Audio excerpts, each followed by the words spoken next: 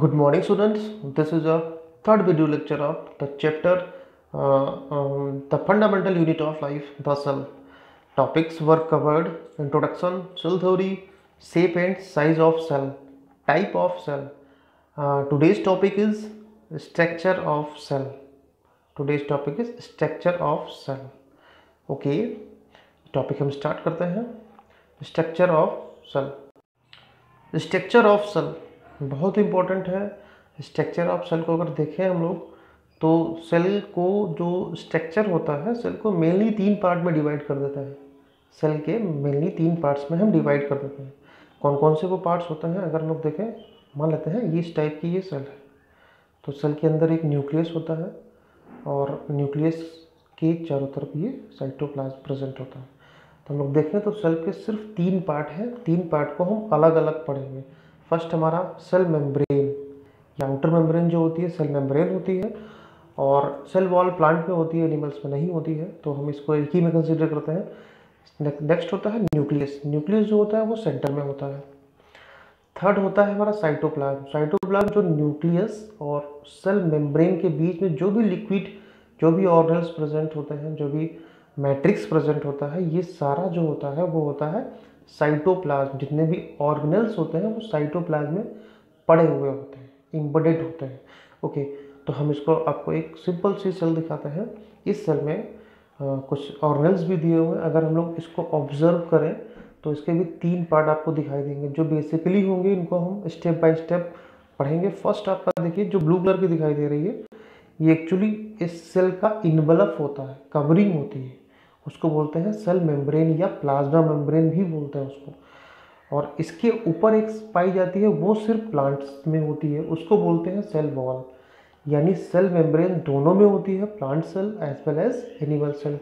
But plant cell जो cell wall जो होती है वो सिर्फ सेल मेम्ब्रेन प्लांट सेल के ऊपर ही पाई जाती है, बाकी एनिमल सेल में नहीं होती है. ओके, तो 3 पार्ट कौन कौन से आपको मैं दिखा देता हूँ. ये आपकी हो गई cell membrane. Second is nucleus जो कि ये सेंटर में दिया हुआ है. बाकी जो भी पार्ट बचता है, यानी ये सारा जो भी ऑर्गेनल्स दिखाई पड़ रहे हैं, और इसके नीचे ये एक्चुअली लिक्विड टाइप का होता है, मैट्रिक्स जेली लाइक लिक्विड होता है. उसके अंदर ये सारे ऑर्गेनल्स जैसे mitochondria, chloroplast, lysosome, ribosome, Golgi apparatus, ये सारे उसमें एम्बेडेड होते हैं, तैरते हुए होते हैं, यानी उसी में पड़े हुए होते हैं. तो ये सारा पार्ट हमारा कंसीडर होता है साइटोप्लाज्म.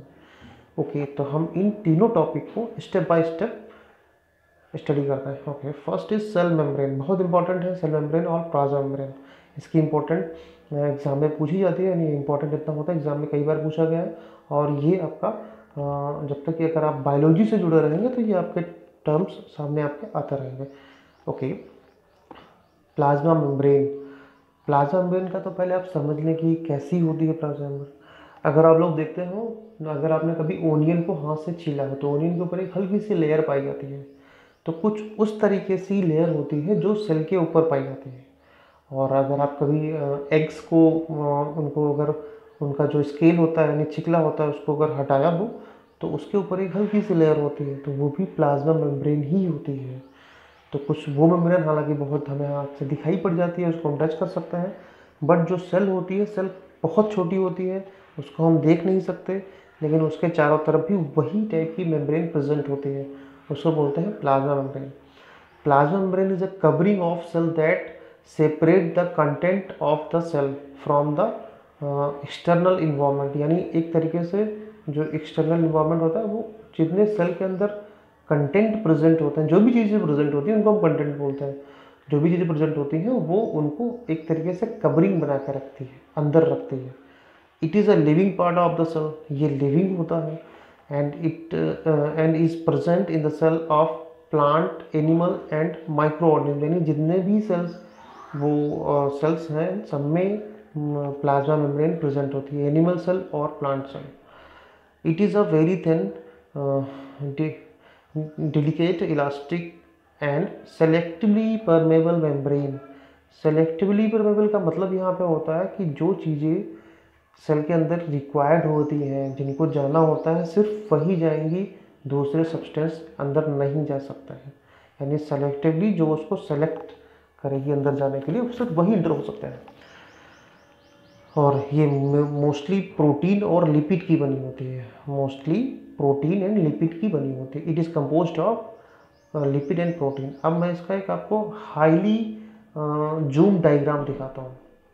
ओके, प्लाज्मा मेम्ब्रेन का ये डायग्राम आपके सामने, जैसे कि अगर आप ये देखिए, इसमें सेल दी हुई है, सेल की जो आउटर मेम्ब्रेन से ये सेल हो गई, इसकी आउटर मेम्ब्रेन ये दिखाई गई, इसी को बहुत ज़्यादा जूम किया गया है, तब कुछ इस तरीके से इमेजिनरी डायग्राम है ये। तो ये इमेजिनरी डायग्राम में अगर हम देखते हैं तो इसमें क्या क्या प्रेजेंट होता है। फर्स्ट, इसमें जो ब्लू कलर की दिखाई गई है ये लिपिड्स की लेयर होती है, ब्लू कलर की जो लेयर दिखाई गई वो लिपिड की होती है। बाकी जो ये दिखाया गया है ये एक्चुअली प्रोटीन्स होती है, ये सारे प्रोटीन्स दिखाए गए हैं। यानी हमारी जो सेल मेम्ब्रेन होती है, प्लाज्मा मेम्ब्रेन, वो प्रोटीन और लिपिड की, यानी लिपिड्स की 2 लेयर होती हैं और उनके बीच में जो एम्बेडेड होते हैं वो प्रोटीन लेयर होती हैं। तो यानी बाई लिपिड लेयर पाई जाती है एंड प्रोटीन होती है। तो अगर हम लोग देखें सेल मेम्ब्रेन कुछ इस तरीके से स्ट्रक्चर दिखाया जाता है। ये स्ट्रक्चर हमारा दिखता है जैसे एक फ्लोर फर्श बनाई जाती है, उसको बोलते हैं मोज़ेक। उसमें छोटे छोटे दाने होते हैं और फिर उसमें कुछ बड़े बड़े दाने होते हैं, यानी पत्थर के टुकड़े होते हैं, उनको हम लोग मोज़ेक बोलते हैं।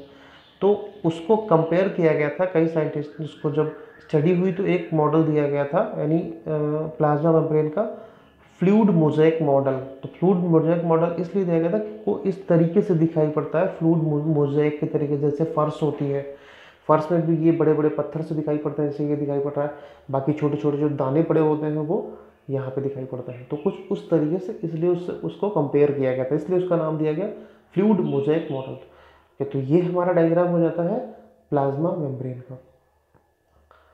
Next, function of plasma membrane बहुत इंपॉर्टेंट है कि क्या फंक्शन क्या करती है एक्चुअली। अगर हम लोग देखते हैं तो ये हमने बताया था, ये परमेएबल मेम्ब्रेन है, selectively permeable. It permit the entry and exit of some substance या material in and out of the cell. यानी ये क्या करती है, एक तरीके से बैरियर का काम करती है। जो चीज़ें सेल के अंदर रिक्वायर्ड होती है उनको अंदर करती है, और जो चीज़ें वेस्ट मटेरियल होती हैं जो सेल को रिक्वायर्ड नहीं होती है उनको एक्सेल यानी बाहर की ओर भेज देती है। Prevents movement of some other material not required for the cell acid. यानी क्या करती है, उनको रोकती है जो सेल के अंदर जिनका रिक्वायरमेंट नहीं होता है। लिखा हुआ है as it act like selectively permeable membrane, इसलिए वो सेलेक्टिवली परमेएबल मेम्ब्रेन के लिए तरीके से वर्क करती है। Protect the cell by the acting as a barrier, एक तरीके से ये प्रोटेक्शन का भी वर्क करती है। नेक्स्ट लिखा हुआ regulate the transport of substance in and out of the cell. यानी जो भी सब्सटेंस रिक्वायर्ड होती है उनका ट्रांसपोर्ट रेगुलेट करती है। Receive chemical messengers from the cell, जो भी केमिकल मैसेंजर्स यानी एंजाइम्स होते हैं वो सारे रिसीव करती है प्लाज्मा मेम्ब्रेन। रिसेप्टर्स तरीके से वर्क करती है, जो भी उसे मैसेज पहुंचाना होता है सबसे पहले वो रिसीव करती है।